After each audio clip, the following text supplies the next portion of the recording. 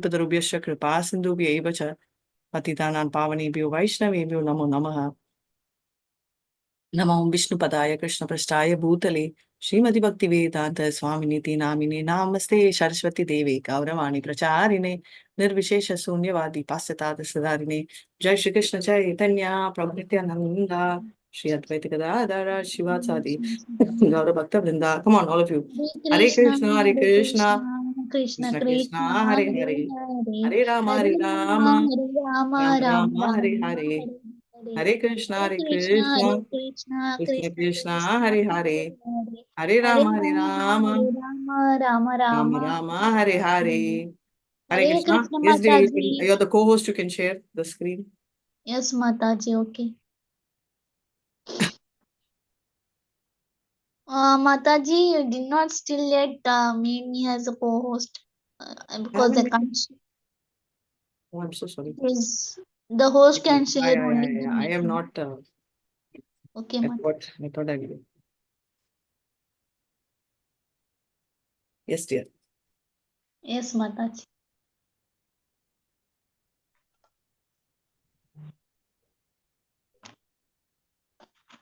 Is it visible, Mataji? Yeah, it is. You can start reading. Hare Krishna, Mataji. Hare Hare Krishna. Krishna, everyone. Sri Balram's losing the game was an opportunity for the king of Kalinga to criticize Krishna and Balrama. Thus, the king of Kalinga was talking jokingly while purposefully showing his teeth to Balrama because Balrama was a loser in the game. He was a little intolerant of the Sarcastic. sarcastic joking words and became somewhat agitated. Rukmi again challenged Balram and made a bet of 100,000 gold coins, but fortunately, this time Balrama won. Nothing less out of cunningness. Rukmi claimed that Balrama was the loser and that he himself had won. Because of this lie, Balramji became most angry with Rukmi. His agitation was so sudden and great that it appeared like a tidal wave in the ocean on a full moon day. Balram's eyes are naturally reddish, and when he became agitated and angry, his eyes become more reddish. This time he challenged and made a bet of 100 million coins. Again, Balrama was the winner according to the rules of chess. But Rukmi again cunningly claimed that he had won. Rukmi appealed to the prince present and he especially mentioned the name of the king of Kalinga. During this dispute, there was a voice from the sky and it announced that for all honest purpose, Balrama was the actual winner of this game, that he was being abused, and that the statement of Rukmi that he had won was absolutely false. Hare Krishna Mataji. Thank Hare you. Krishna, very beautifully, right? So very clearly what is happening is there is a game which is played by both. And Balram, though, was not strong in the game. Initially, he lost. And, we noticed King of Kalinga making jokes and showing his teeth, right? He was trying to ridicule Balram. Now, after that, Balram did win once. And Rukmi mocked at him and he lied. So this is the most important lesson. It's not just Balram. Balram is the spiritual master. He's the Adi Guru. No matter how many sins we make or how many mistakes we make, he will tolerate, but he will not tolerate deceit, right? So we should not lie to our own Paramatma. We should not lie to Balram, who is the spiritual master, which is why it is very important that we are very honest to the Guru. So Rukmi insisted that Balram had lost, right, the game. And small things, right? He is um, he lost the game and like he got puffed up. And second time also he did, and he was trying to throw weight and he took Kalinga's, his help to prove that he had, Balram had lost. Now the flip side of it is while this Kalinga also was supporting obviously bad people come together. And Rukmi, there was a voice, right? Just like how you hear the voice when Kamsa heard the voice, right? So like that, there was this divine voice which told that Balram was perfect winner. He was very honest, and Rukmi was absolutely false, right? So in spite of that, he was continuously insisting that Balram lost, and Kuhu Mataji can lead. Hare Krishna. Hare Krishna Mataji. Hare In Krishna. spite of this divine voice, Rukmi insisted that Balarama had lost, and by his um, persistence, it appeared that he had death upon his head, falsely puffed up by the ill advice of his friend. He did not give much importance to the oracle, and he began to criticize Balaramji. He said, "My dear Balaramji, you two brothers, cowherds, boys, only may be very expert in tending cows. But how can you be expert in playing chase or shooting arrows on the battlefield? These arts are well known only to the princely order." Hearing this kind of princing talk by Rukmi, and hearing the laughter of all the other princes present there, Lord Balarama become as uh, agi- agitated as burning and kinder. He immediately took his club in his hand, and without uh, further talk, struck Rukmi on the head. From that one blow, Rukmi fell down immediately. Uh, and was dead and gone. Thus, Rukmi was killed by Balarama on that auspicious mm, occasion of Anuruddha's marriage.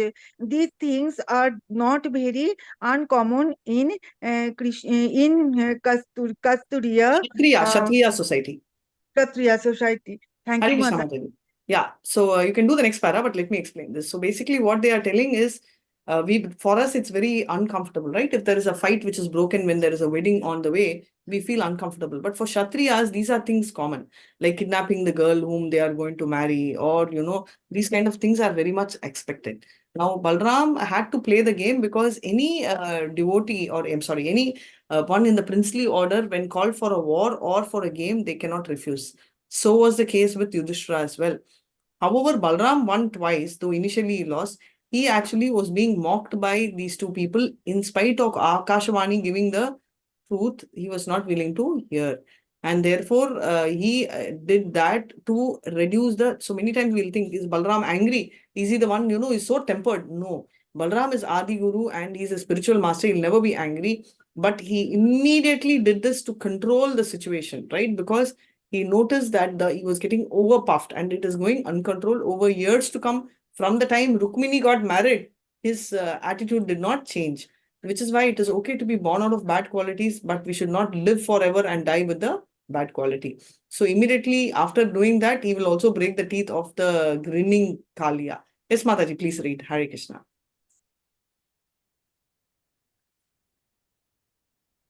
Who? Me, Mataji? Yeah, who continue? Acha. And Hare who's Krishna. this Apo Chess? Oh, Revati Mataji. Okay, no problem. Who continue one para and after that Revati Mataji will be. During this strife No, no. Yeah, yeah, yeah, yeah. The previous Between part. Balarama Hare Krishna. Yeah. Balarama and Rukmi, Lord Krishna did not Who? The previous uh, para we have to read. Who? The previous acha. para, the king of Kalinga. Yeah. The You can king of not. Kalinga, the Hmm. king of Kalinga afraid that he would be that next one attacked field from the um, same from the skin. Before he could escape even a few steps. However, Balaramji immediately capture him, and because the king had always shown his teeth while citizening Balarama and Krishna, Balarama broke all the king's teeth with his club. Mm, the order princess supporting the king of Kalinga and Rukmi were also captured, and um, Balarama beat them with his club, breaking their legs and hands. They did not try um, to retaliate, but thought it was to run away from the bloody scenes. Thank you, Mataji. Hare Krishna. So basically, not only that, all those who laughed, he actually taught them a lesson. So now let's see what Krishna's role is and Rukmini's role is. Hare Krishna. Yeah. Revati Mataji, go ahead. During this fight between Balarama and Rukmi, Lord Krishna did not utter a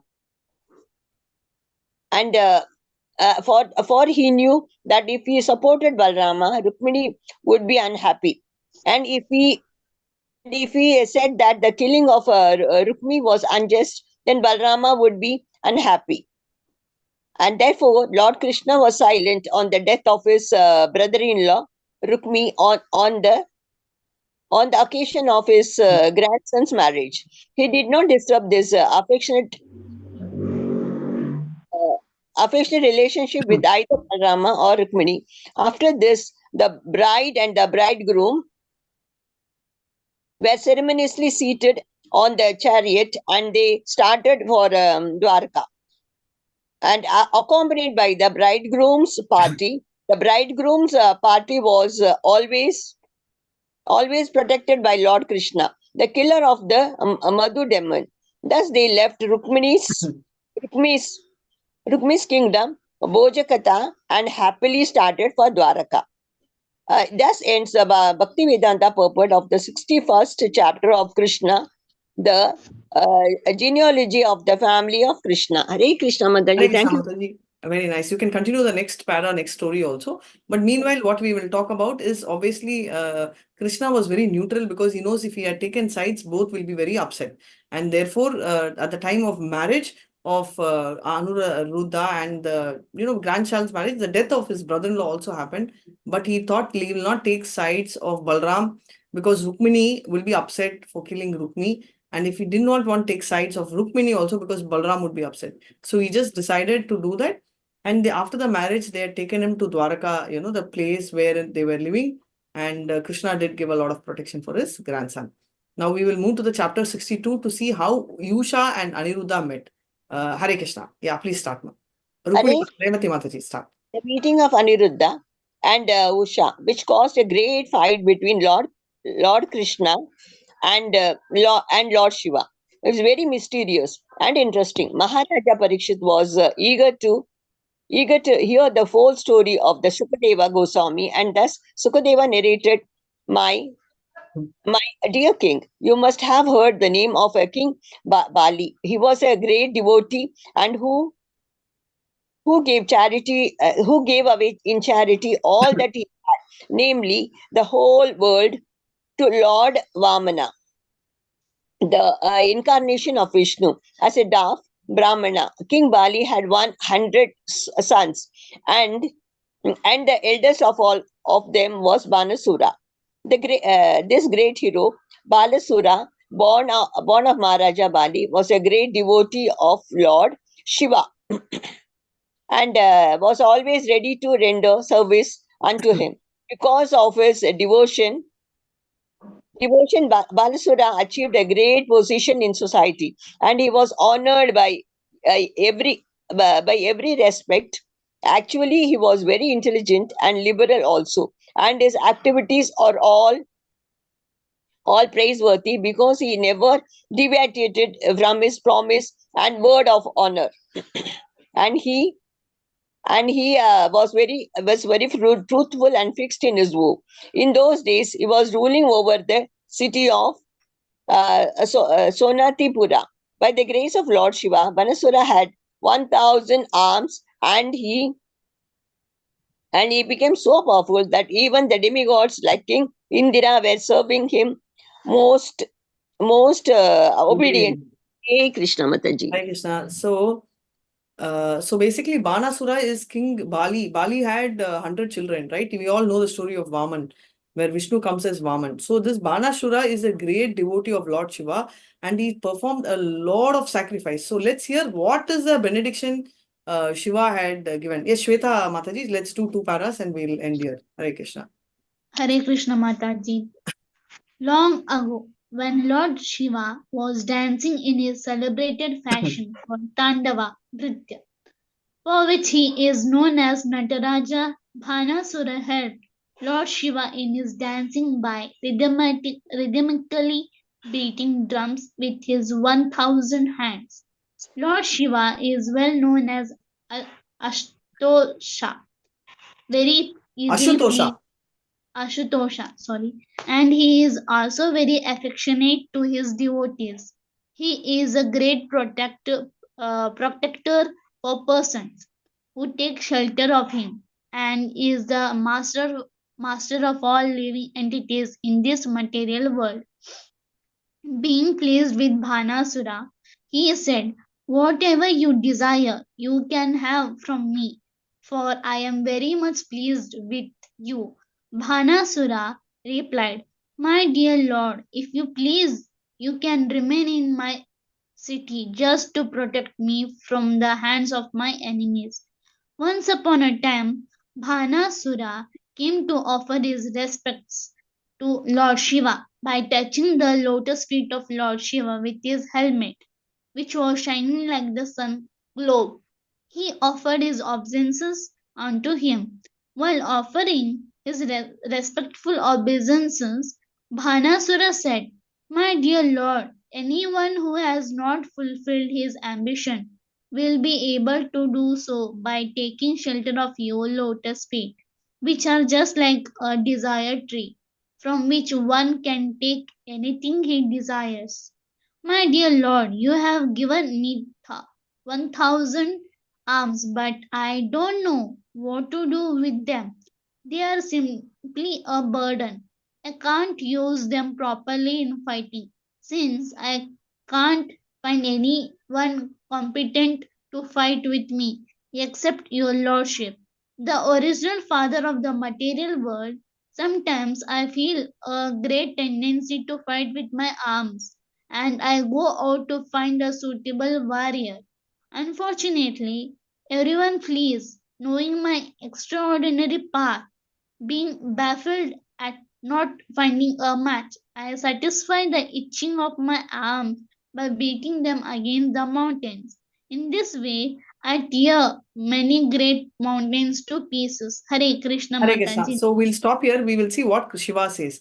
Though Shiva had given benediction, so the Kshatriyas have the tendency to actually, go ahead and fight. Now he's feeling very uncomfortable that there is no one competitive to fight. So he's just asking, is there anything which I can do to take care of this? So immediately he comes to Shiva and he says that, because once he was beating the drums with 1,000 hands, who all pleased and he agrees to stay. Now he goes and tells that nobody is there to fight and it's reaching for me to fight. So tomorrow, let's see what Shiva has to say. With this, we'll end. Vanchakalpatarubhyascha kripa sindhubhya evacha patitanam pavanebhyo vaishnavebhyo namo namah. Ananta koti Vaishnavi Jai Srila Prabhupada Jai Namacharya Haridas Thakur Jai. Hare Krishna.